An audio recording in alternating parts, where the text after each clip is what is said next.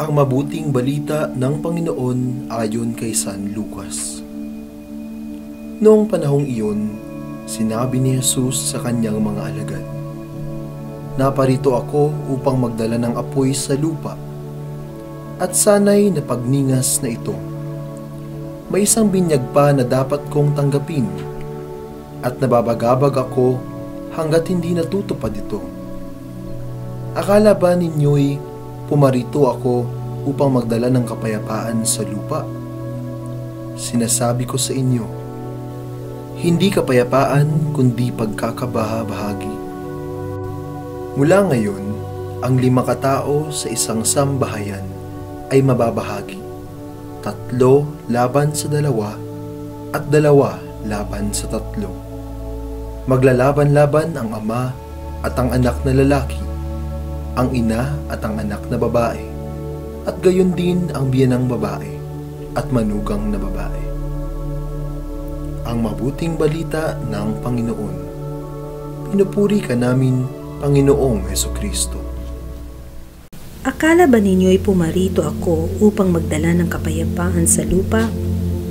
Sinasabi ko sa inyo, hindi kapayapaan kundi pagkakabaha-bahagi. Sa larangan ng alternatibong paghihilom, may nangyayaring healing crisis. Ito yung karanasan ng paglala ng karamdaman bago mangyari ang ganap na paggaling ng may sakit. Ayon sa eksperto sa larangang ito ng paggamutan, reaksyon ito ng buong katawan sa mga toxins o nakalalasong chemicals dahil sa dating lifestyle na nagdulot ng sakit. Kasama dito ang di-akmang pagkain, pag-inom at pagtulog. Gayon din ang sangkatauhan na nais iligtas ng Diyos. Hindi kapayapaan, kundi pagkakabaha-bahagi ang unang nangyayari kapag may mga taong nagdesisyong pasakop sa kalooban ng Diyos. Nais na sana ng Panginoong Hesukristong lumagablab na at maghari ang kanyang awa at pag-ibig sa mundo.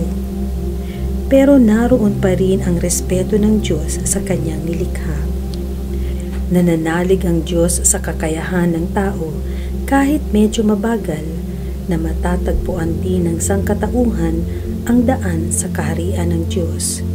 Tanggap at inaasahan na ni Jesus ang labanan kahit sa loob ng isang pamilya, pamayanan o simbahan.